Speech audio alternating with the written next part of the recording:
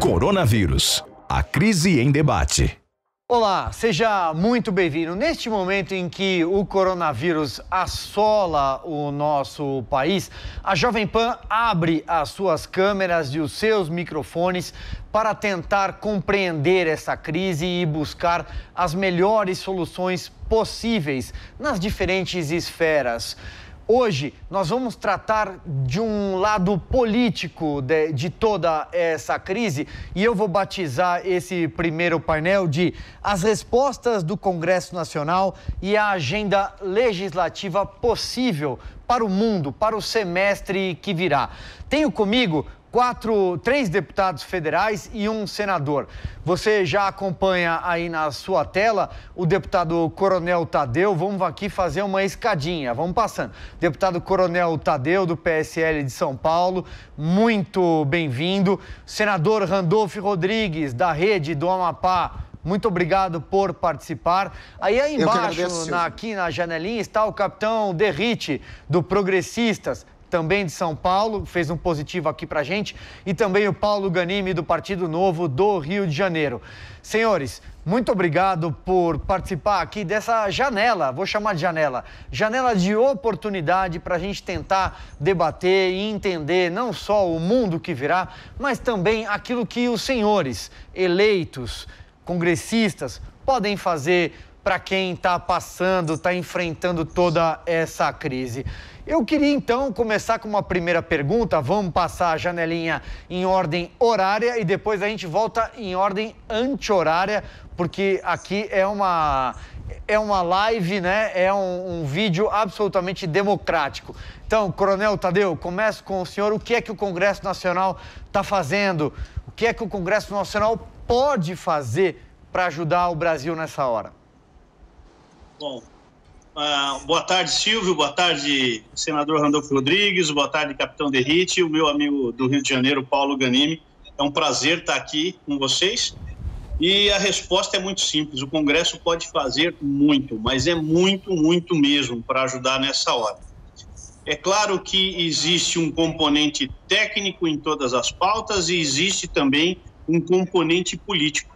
E esse segundo componente é que às vezes me preocupa, porque muitas pautas elas podem ser distorcidas no Congresso em desfavor do governo. Todo mundo sabe que o governo tem limitações orçamentárias e já vinha trabalhando numa pauta de reduzir todas essas limitações, ou seja, ganhar fôlego financeiro. Já não era fácil conviver isso politicamente dentro da Câmara dos Deputados e eu imagino que também no Senado Federal isso também não seja tão fácil, mas de qualquer forma, as batalhas lá dentro, elas acontecem praticamente em todas as sessões. Uns querem algo de bom para eles, politicamente falando, e outros querendo outras demandas politicamente boas também para determinado partido. Isso é o que trava realmente o processo de votação de pautas que dependem o país para combater agora essa pandemia. Então, muitas vezes você acaba deixando o aspecto da pandemia de lado, colocando à frente uma pauta pessoal ou uma pauta partidária. Nós vamos conviver com isso, sem dúvida nenhuma, porque esse é um processo democrático que precisa ser respeitado. Só que algumas coisas têm limites. Algumas coisas precisam ter limites realmente para que você, mesmo atingindo o seu interesse político, você não vá matar de vez o Brasil ou a saúde financeira do nosso país. O Brasil, o governo federal é o único que pode emitir dinheiro nesse momento. Mas será que nós vamos emitir dinheiro sem limites para contrair essa dívida? Porque na medida em que você vai precisar realmente emitir moeda, vai precisar vender títulos, você vai ter que mexer na economia num momento tão terrível, você também imagina que essa conta em algum momento vai ter que ser paga. Sem dúvida nenhuma. Vai ser paga essa conta? Sem dúvida nenhuma. Sem dúvida nenhuma, deputado. Agora, qual é o tamanho da conta, senador Randolfo Rodrigues? Bom, primeiro, Silvio, ali agradecendo e cumprimentando meus colegas que estão aqui, nós estamos vivendo uma crise qualquer. Estamos vivendo a maior crise humanitária da nossa existência. Isso marcará este século, creio eu, e aí posso, como minha formação é historiador, eu sei, na história, eu sei o que representa, eu imagino que representa uma crise dessas proporções. Os fatores dessa crise são externos. Como são externos, é necessário uma concertação, uma coalizão de todos para enfrentá-lo. Vocês, os colegas, sabem muito bem, eu sou líder da oposição no Senado Federal, mas desde o dia 11 de março, quando o ministro Paulo Guedes e o ministro Mandetta reuniu com todos os líderes partidários lá no Congresso e relatou qual a dimensão da crise que viria, eu deixei bem claro que em um momento como este não deve existir nem governo, nem oposição. A receita para enfrentamento deve ser o que os outros povos do mundo estão fazendo. Em uma situação como essa, as prioridades têm que ser, primeiro, salvar vidas, porque sem vidas salvas, não tem economia salva. Então, salvar o maior número possível de vidas. Segundo, garantir a sobrevivência dos mais vulneráveis, garantir a sobrevivência dos mais pobres, proteger os mais vulneráveis. E terceiro, combinado com os outros, também salvar as empresas para, em decorrência disso, salvar os empregos. O fator principal desta crise é um fator externo e que terá influência na economia. Essa influência é independente de nós. Os dados de hoje do FMI dão conta de uma retração da economia global em 3%. O Banco Mundial, no domingo, chegou a apontar 5% da retração. O próprio ministro Paulo Guedes, em uma reunião conosco na última quinta-feira, falou em 4% a 5% de retração da economia. Ou seja, mesmo que nós fizéssemos de conta que isso não existiria, essa crise se abateria sobre nós. No momento destes, então tem que, em primeiro lugar, superar divergências políticas e todos trabalharem juntos. Existe um inimigo comum que se chama vírus. Esta é uma guerra da humanidade, de todos os seres humanos do planeta, contra o vírus. Os estados nacionais, as lideranças políticas, os governos, o presidente da República, governadores, prefeitos, nós, congressistas, temos que estar irmanados nisso. Nesse sentido, o Brasil tem que aportar recursos para sair da crise nesse primeiro momento e depois nós encontrarmos quais são os caminhos para a recuperação da economia. No início, o governo estava meio tímido sobre o quanto colocar na economia. Lembrando que outros países do mundo não hesitaram em investir boa parte do seu produto interno bruto para o enfrentamento da crise. Perfeito. Senador, eu vou pegar aqui um pedaço da sua fala para lançar aqui a pergunta ao capitão Derrite, depois o Paulo Ganimi vai responder, mas vocês fiquem à vontade também para conversar entre si, porque tem um ponto aí bastante interessante. O senhor falou o seguinte: é hora de trabalharmos juntos. É possível mesmo trabalhar juntos num Congresso Nacional que importou das urnas uma polarização política jamais vista na história? Capitão Derrite. Olha, prezado Silvio, senador e meus colegas deputados, esse seria o mundo ideal, mas pelo menos na Câmara, não sei no Senado se está tendo essa maturidade política por parte dos senadores, talvez sim, mas na Câmara dos Deputados, infelizmente não, e a prova disso foi a aprovação ontem do PLC 149, que eu julgo de uma irresponsabilidade gigantesca por parte da Câmara dos Deputados. Eu votei contra o PLC. A gente sabe que nesse momento de crise, quem vai se endividar será a União que vai ter que arcar aí com a falta de recomposição fiscal, seja do ICMS para os estados, seja do ISS para os municípios. Mas o que nós estamos vendo durante esse enfrentamento do Covid-19 é que o palanque político está sendo utilizado, infelizmente. Não está sendo levado em conta aí medidas para salvar, não está havendo essa união aí que o senador falou, e eu também concordo, que acho que deveria existir, mas no mundo real, na Câmara dos Deputados não está acontecendo.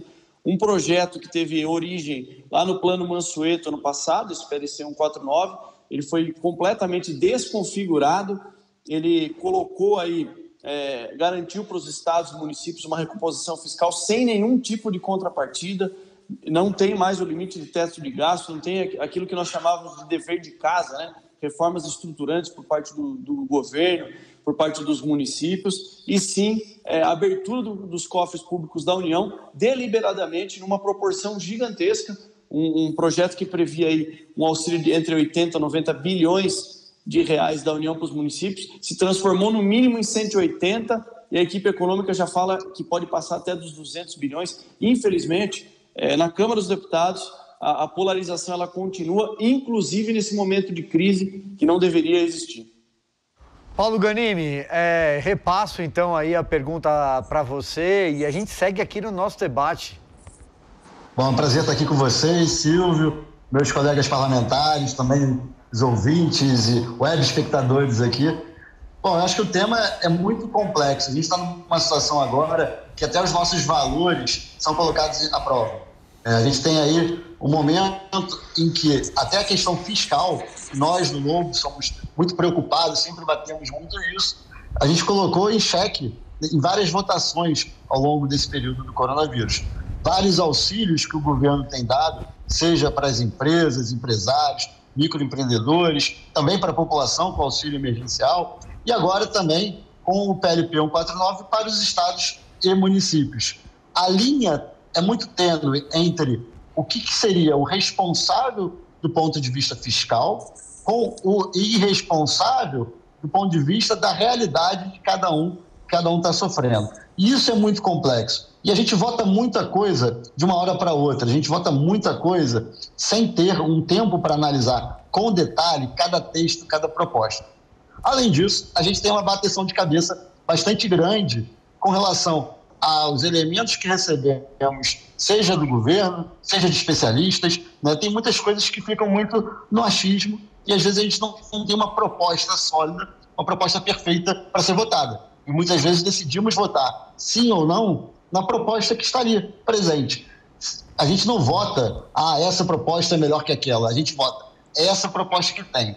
É melhor aprovar esse texto e avançar nessa pauta ou é melhor votar contra porque o texto é muito ruim? Isso não tem uma resposta pronta. Agora, eu fiquei surpreso, e aí eu discordo do meu amigo Derrite, que o Parlamento, a Câmara dos Deputados em especial, a gente votou muita coisa desde o início da crise, nesse modelo de plenário virtual, muita coisa em consenso, muita coisa que colocava em xeque esses valores que eu mencionei.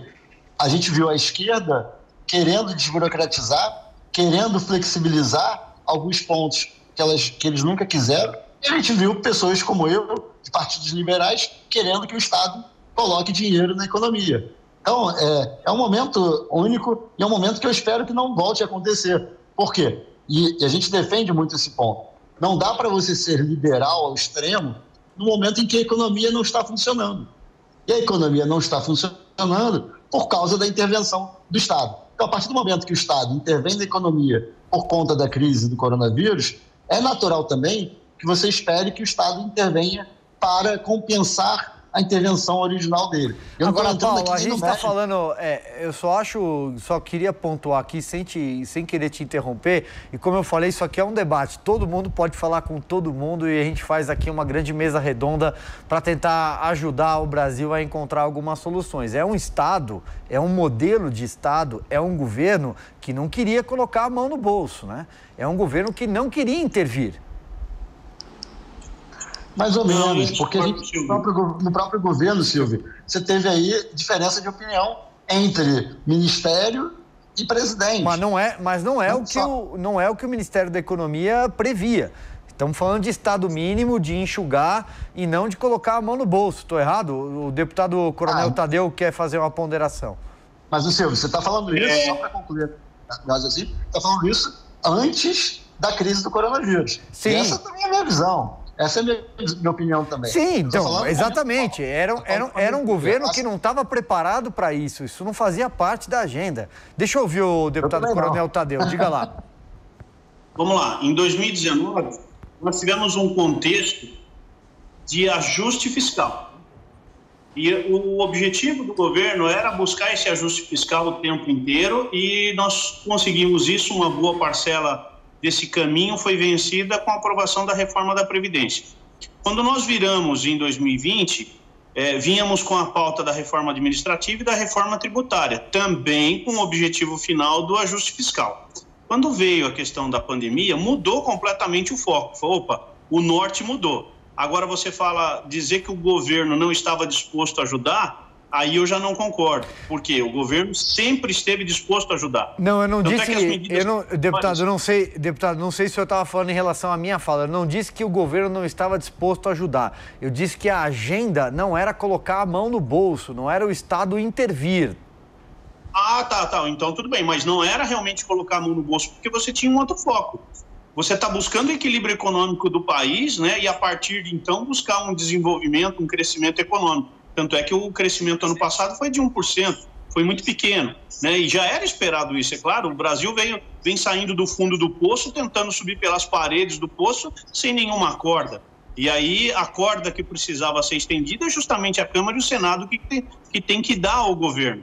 Aí você muda o contexto e vem aí o governo agora tirando dinheiro de onde não tem, de onde não pode, mas fazendo o melhor possível.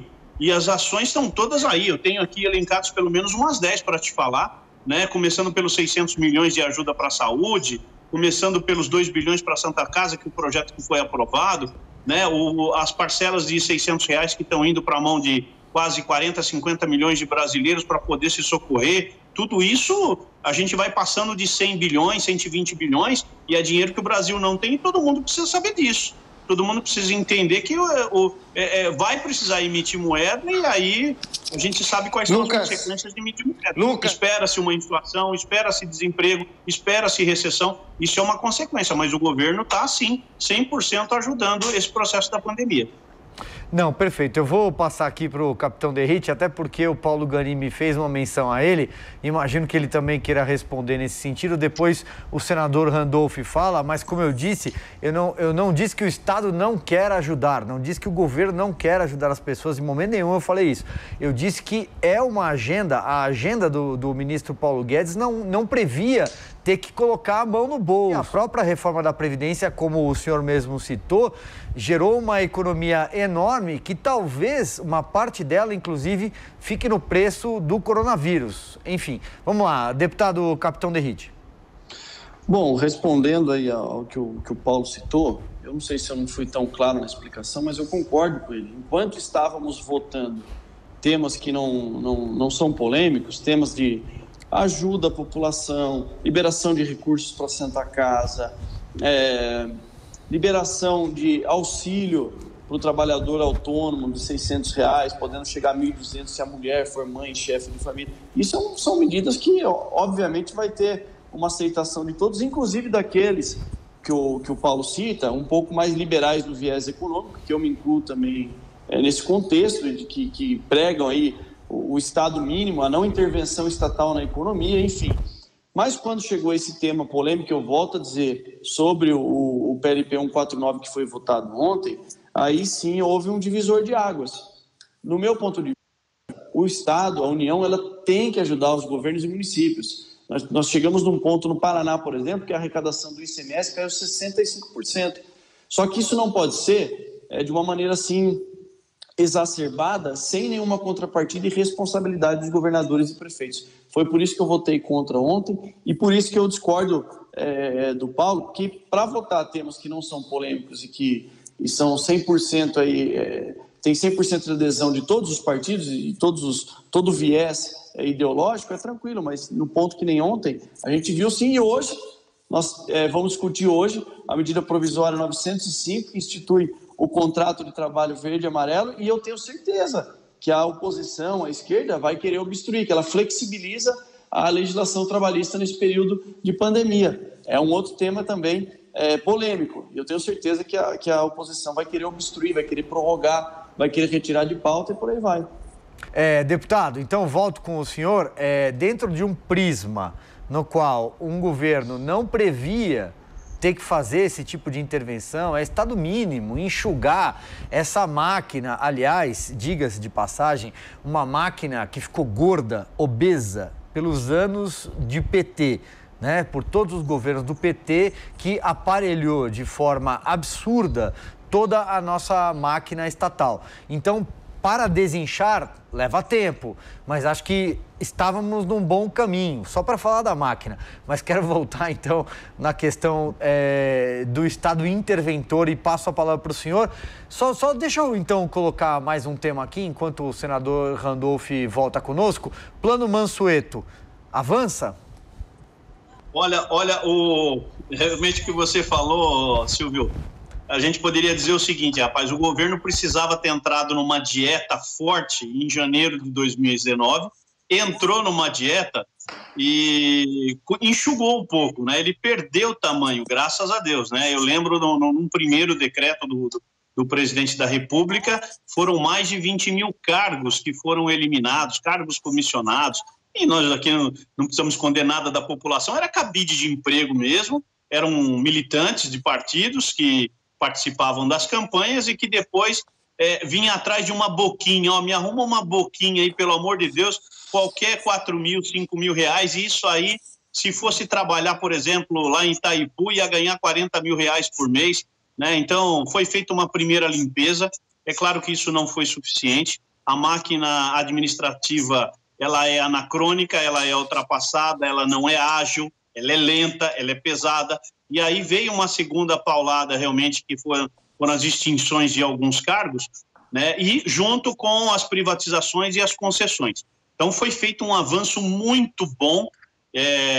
O Paulinho ele é mais até preparado para falar do que eu, mas eu vou lembrar na área de infraestrutura, por exemplo, a Ferronorte, os aeroportos, as concessões que foram feitas de aeroportos, de estradas, né? Então tudo isso veio a contribuir realmente para enxugar o Estado, e mesmo assim ele é grande, ele é um paquiderme, né? Porque é difícil você tentar colocar na cabeça das pessoas que nós precisamos usar a tecnologia a nosso favor, né? E reduzir realmente essa máquina para dar um bom serviço para o cidadão, porque esse é o objetivo do governo, é você arrecadar imposto e devolver em forma de serviço, prestação de serviço. Dá uma olhada, tenta fazer uma importação de qualquer produto lá de fora, importar um container para você se deparar com a burocracia que é para você colocar uma mercadoria aqui dentro. Isso é um exemplo, e aí são vários.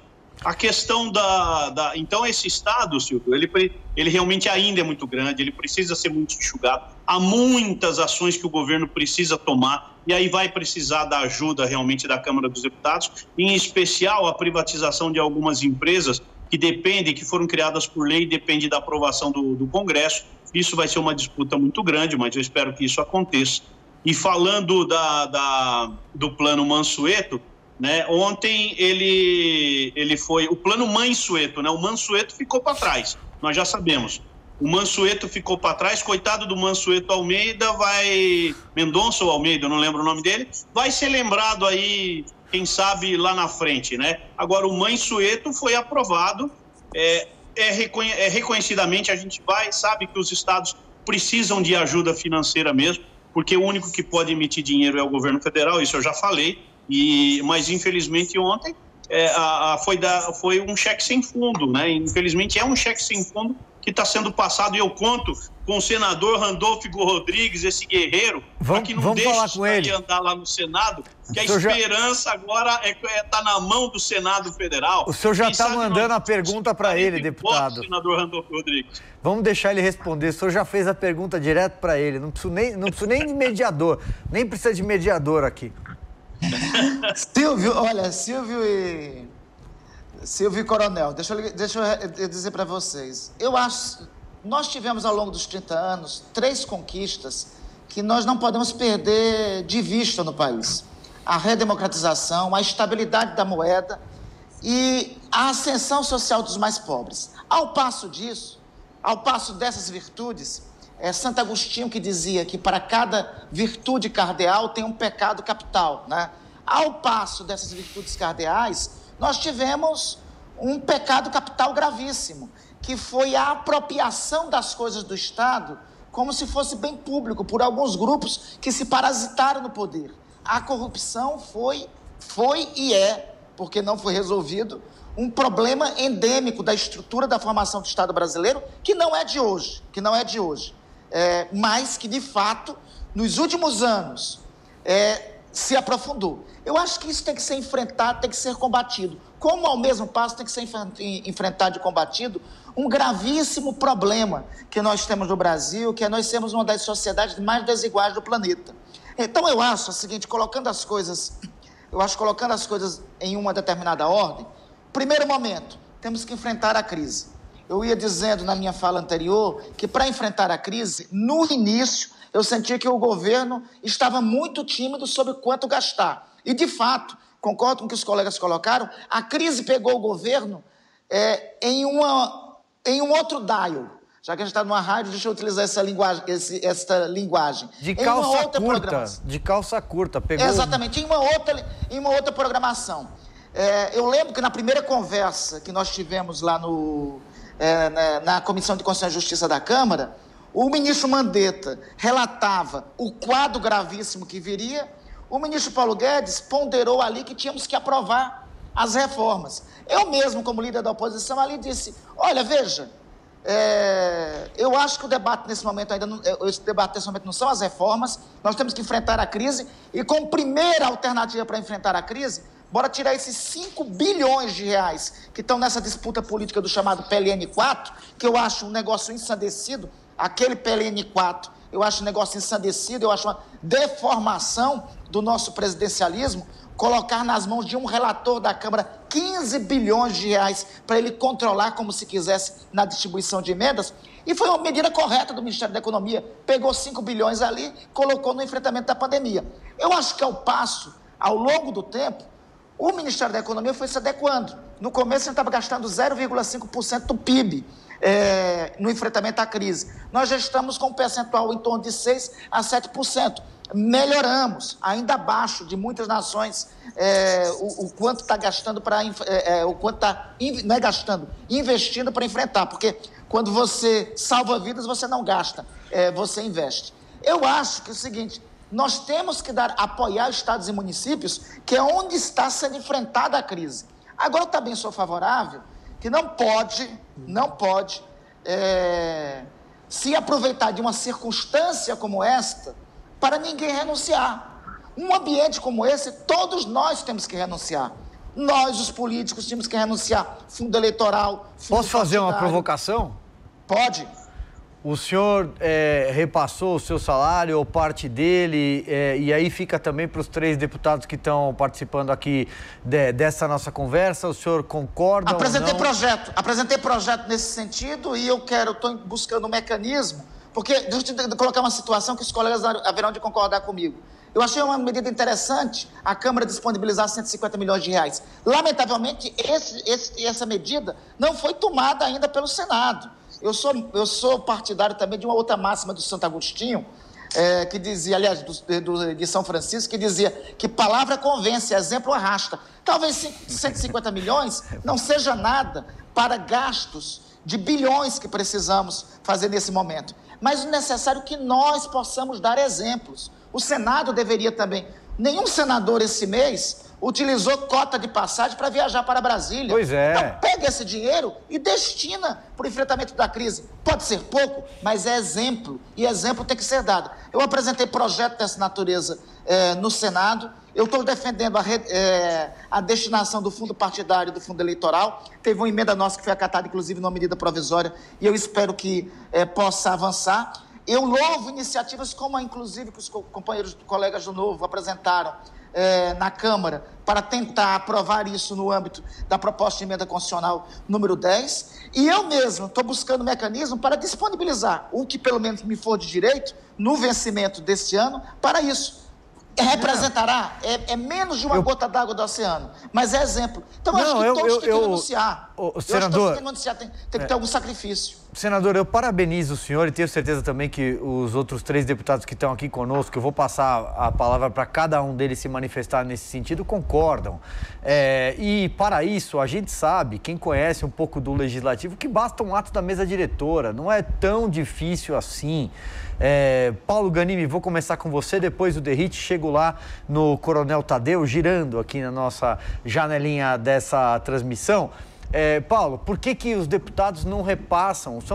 Tem gabinetes, alguns de liderança e por aí vai, que tem 30 assessores com verbas enormes. Não estou querendo demitir ninguém da Câmara dos Deputados, mas as verbas que são gastas para custear esses gabinetes, as verbas parlamentares, né? O chamado, antigamente chamava de fundão e por aí vai. Bom, Silvio, você sabe que nós do Novo, a gente tem uma ação já que nós temos um compromisso de gastar só metade das nossas verbas de gabinete, né, e contratar no máximo metade dos assessores, e além disso também eu corto também metade da minha cota, né, que é o gasto com passagem e tudo mais, mas o nosso compromisso é de 25% de economia. Então isso a gente já faz na prática, independente de coronavírus, independente de crise ou não. Nesse momento de crise, a gente acha que isso não é só um gesto simbólico, nem uma economia que vai ajudar o Estado a gastar menos. É uma necessidade, né? A gente tem que saber o que é prioridade. Não só pelo que já foi falado pelo próprio Randolph, por você, que a gente já tem uma economia automática, porque ninguém está viajando para lá e para cá, mas mesmo que estivesse, dá para economizar. E no momento que você tem que escolher onde colocar dinheiro para salvar vidas, a gente tem que escolher salvar vidas, né? E salvar vidas com o dinheiro que a gente tem. A gente pode pegar dinheiro emprestado, a gente pode, como alguns propõem, que eu sou completamente contra, imprimir moeda. Gente, a melhor solução que a gente tem para conseguir recursos para enfrentar a crise está dentro de casa. Ou seja, são os recursos que a gente já tem, a gente não precisa nem imprimir moeda, nem contrair dívida, mas é diminuindo o tamanho da máquina e destinar parte desse dinheiro para enfrentar a crise. Uma coisa que é muito importante é que todas essas medidas que a gente falou até agora, que foram aprovadas na Câmara, algumas já no Senado também, elas são de curto prazo, tem que ser de curto prazo. A gente não tem espaço para aprovar nenhuma medida de auxílio, seja auxílio para a população, seja auxílio para os empresários ou para os estados, que perdure mais do que 2020. Isso seria uma irresponsabilidade muito grande. E aí eu vou entrar aqui num ponto, se você me permite, do comentário do meu amigo Tadeu, sobre o plano Mansueto que ele chamou. É importante, vamos tratar disso também. A gente não aprovou o plano Mansueto. O plano Mansueto está em stand-by. Ele está esperando voltar depois da crise para a gente discutir o plano Mansueto. O que a gente aprovou no Congresso, na Câmara essa semana, foi um plano de auxílio emergencial para os estados e municípios, que aproveitou do número do PLP 149, porque já tinha aí um requerimento de urgência aprovado, para tramitar esse plano de auxílio aos estados e municípios. E é um plano para enfrentar a crise atual da pandemia. E aí, com isso, é natural que todas aquelas contrapartidas que eram exigidas e que têm que ser exigidas no plano Mansueto tenham sido retiradas.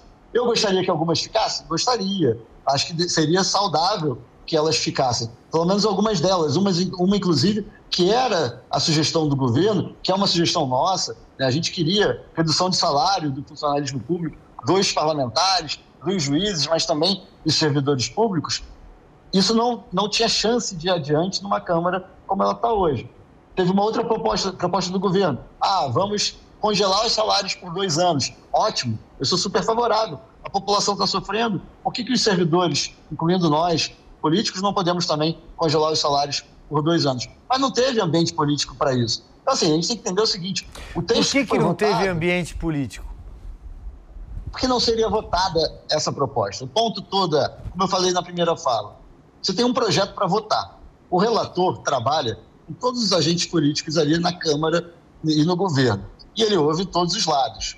Caso apresentasse um texto muito diferente daquele que foi apresentado, não seria aprovado nada. Não teria texto nenhum sendo votado. Você acha que deveria ser votado de outra forma? Acredito que sim. Eu também. Para mim, a forma ideal seria, vamos para a votação, coloca ali o texto, vamos apresentar emendas, destaques, e a gente cada um vota e bota o dedinho ali para definir como é que é o melhor texto. Mas esse não é a forma como a política é feita hoje. Então, o que a gente tem que fazer?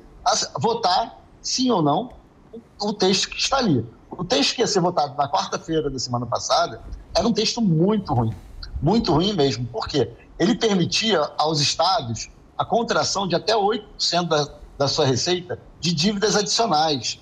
Ou seja, a gente estaria assim, isso sim, seria um cheque em branco quase para os estados, para eles contraírem dívidas essas que eles iriam pagar ao longo dos próximos anos. Aí você imagina só, estados como Rio, Minas Gerais e Rio Grande do Sul, que são estados que já estão mega endividados, têm aí um passivo absurdo, eles são os estados que mais precisam desse apoio, eles poderiam pegar uma dívida extra absurda, deixando com isso que os próximos, o atual governo, mas até os próximos governos e governadores ficassem com essa dívida. Isso foi retirado do texto de pauta para essa semana.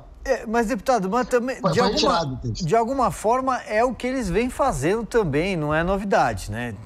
Vamos combinar. Mas isso não pode. A gente não quer que eles sejam irresponsáveis, porque o grande problema da irresponsabilidade do governador, Silvio, é que ela fica para os próximos governadores. Então, muitas vezes, um governador populista ou irresponsável, ele contrai dívida hoje, investe, gasta, e depois ele deixa essa dívida para o próximo governo. Não, perfeito. Isso a gente não quer.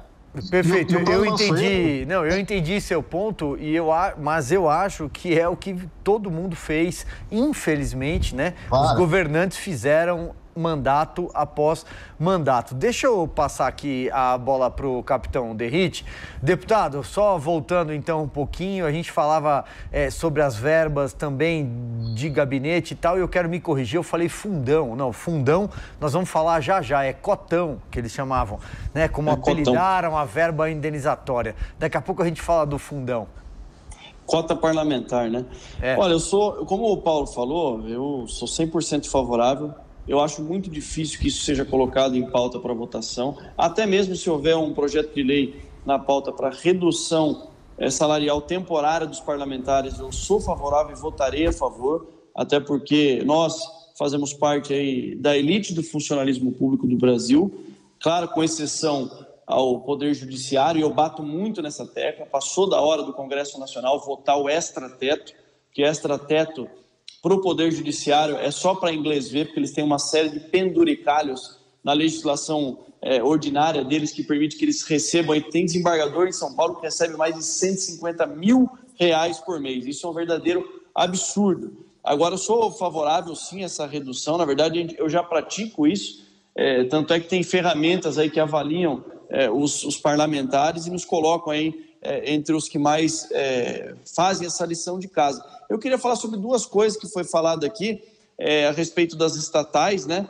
Nós temos um belo exemplo. Eu sou favorável à privatização, ao Estado mínimo, ao mínimo de estatais, porque historicamente isso foi usado para uma corrupção sistêmica no Brasil. Mas eu quero dar um exemplo de uma estatal de sucesso nesse atual governo. Nós tínhamos a Caixa Econômica Federal, que é um banco público, que estava nos governos anteriores dando prejuízo para os cofres públicos. Nós tivemos aí no ano de 2019 um lucro da Caixa de mais de 22 bilhões de reais por conta da boa administração, por conta de não haver a corrupção e, em virtude disso, a Caixa está sendo preponderante e fundamental no enfrentamento ao coronavírus. Nós tivemos em um único dia 35 milhões de pessoas cadastradas num aplicativo. Isso é um recorde histórico. Nenhum banco no mundo fez isso para que possam receber esse auxílio aí. E eu volto a falar aqui de um outro tema. Falei da corrupção das estatais, falar do fundão eleitoral, que infelizmente na Câmara dos Deputados... O bom de fazer um programa assim, dinâmico, é que um assunto vai emendando no outro, então a gente já vai para o fundão agora. Depois que o senhor concluir, eu quero ouvir o senador Randolfo, Coronel Tadeu, a gente volta no Paulo Ganimi. É assim que é bom. Assim como o senador falou, o fundão, em que pese ter um valor gigantesco, 2 bilhões de reais, mas para o orçamento trilionário da União, ele representa pouco, mas é o valor moral que está inserido ali. É o dinheiro público financiando campanha. Então, esse contexto, infelizmente, na Câmara dos Deputados, a maneira como ele foi colocado lá, o relator não acatou, a mesa também não acatou a solicitação, acho que era até um destaque do Partido Novo, salvo engano. Eu já tinha me posicionado nas mídias sociais, iria votar favorável à destinação do fundão. Aliás, sou favorável à destinação do fundão e também do dinheiro do Tribunal Superior Eleitoral, que seria para a eleição desse ano, para que fosse utilizado no Covid-19, que a gente prorrogasse, talvez, para o ano que vem, as eleições municipais. Senador Randolph, já a bola Silvio. já foi, eu nem precisei passar.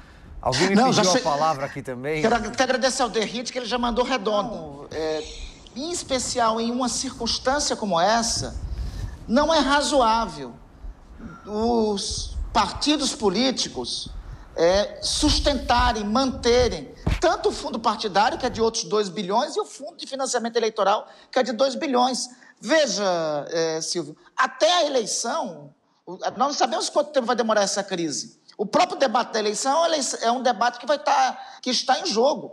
Primeira coisa que os partidos deveriam terem feito, e que o Congresso deveria ter tomado como iniciativa, não precisaria nem de ação judicial para isso, era aprovar a destinação do recurso para o financiamento, para o Sistema Único de Saúde e para o financiamento do enfrentamento com a crise. Como eu já disse, este é um momento que cada um de nós temos que renunciar.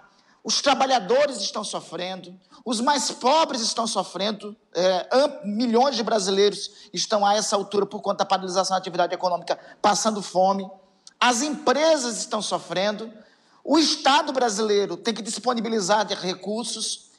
Da nossa parte, do Congresso Nacional, dos partidos políticos, tem que ter a sua destinação. E eu vou mais além. Nós temos que ter hoje até um debate sobre a utilização do fundo partidário e do fundo eleitoral.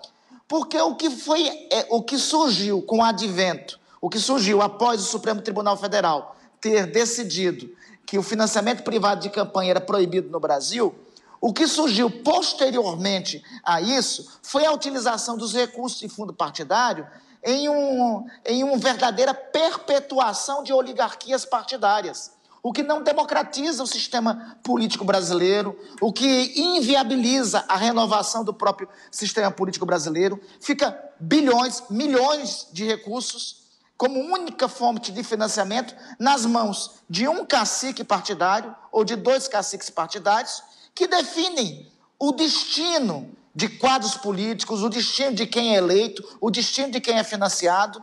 Eu sou hoje favorável, inclusive, e veja, eu acho que o antigo sistema de financiamento de campanha, de financiamento privado, foi deturpado ao longo do tempo e foi um dos principais dutos que foi detectado, diagnosticado na chamada Operação Lava Jato. O tal financiamento privado se tornou, entre os anos de 2010, 2012, 2014, 2016, um caminho de financiamento de políticos através de esquemas de corrupção nas empresas públicas. Sem dúvida. E foi até por advento disso que o Supremo Tribunal Federal suspendeu. O Supremo Tribunal Federal disse que o financiamento privado era proibido no Brasil. Sem dúvida. Agora o sistema o sistema que veio em seguida, me parece que também não democratiza o jogo político no país. Sem dúvida. Agora, senador, vou aproveitar que o senhor levantou a bola aqui e quero perguntar para os 4. Os senhores acham que as eleições municipais no Brasil neste ano deveriam ser adiadas? Vou começar. Senador, o senhor responde, porque o senhor estava falando. A gente vai fazer agora anti-horário. Depois, Coronel Tadeu, Capitão Derrite e o Paulo Ganimi. Eu ainda acho prematuro nós entrarmos nesse debate. Nós temos que ver um pouco mais. Porque ainda temos que ver um pouco mais quanto vai discorrer a crise. Deputado Coronel Tadeu, passo então aí para o senhor. Eu ficaria muito feliz se elas fossem adiadas, mas eu faço uma consideração em relação ao custo dessas eleições, em 2 pontos principais, em relação ao fundo partidário, ao fundo eleitoral, que eu sou contra, que é o fundão, e ao custo de se fazer uma eleição que o TSE estima, foi até um requerimento, um pedido de informações do senador Major Olímpio ao TSE, e o TSE informou que o custo de uma eleição ele beira a casa de 1,2 bilhões. Então, se você soma 1,2 bilhões com mais 2,03 bilhões do fundo eleitoral, você soma o custo e toda essa verba partidária, você tem 3 bilhões de reais.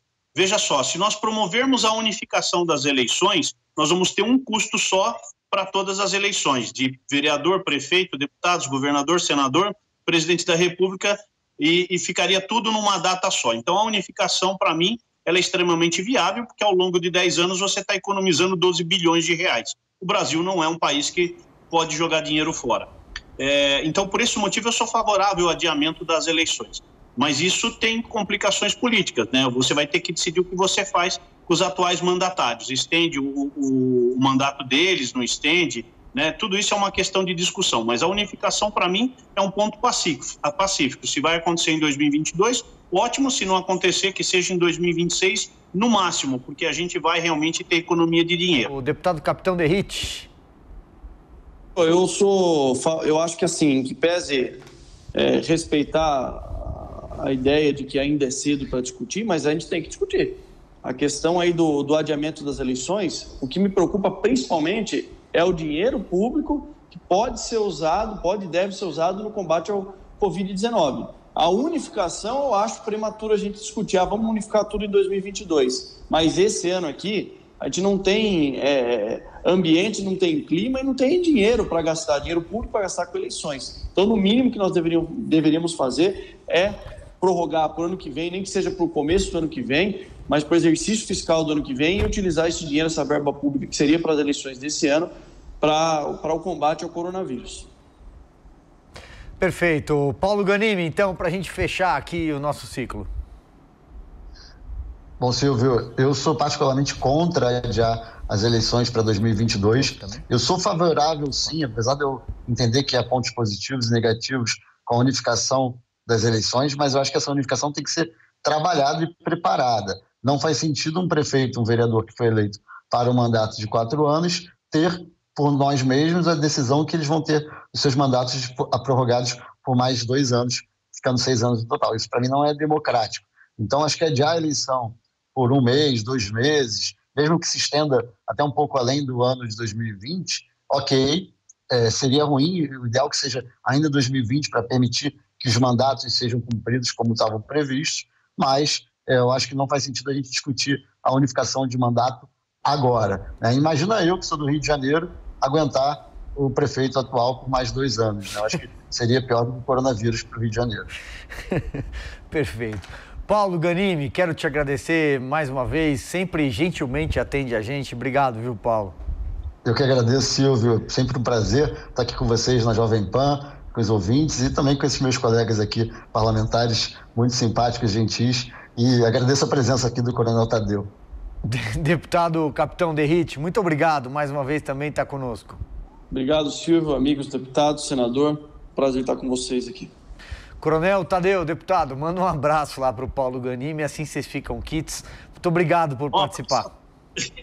Um abraço a todos, obrigado, Silvio, obrigado, senador, Derrite, Paulinho. Obrigado por estar com vocês aqui, deixando a minha posição clara, né? A favor da unificação para a redução de custos, que eu acho que cortou, e que seja extinto esse fundo eleitoral de uma vez por todas. Perfeito. Senador Randolfo Rodrigues, muito obrigado também. Gentilmente sempre nos atende com muita cordialidade. Muito obrigado. Eu que agradeço, Silvio. É sempre um prazer debater, principalmente quando o debate é de alto nível, com colegas tão bem gabaritados e capacitados. Foi uma honra estar com vocês. E a gente encerra aqui mais um painel aqui debatendo a crise do coronavírus em diferentes espectros e tentando levar aquele que é sempre o melhor remédio, a informação. Essa é a Jovem Pan, a rádio que virou TV. Coronavírus, a crise em debate.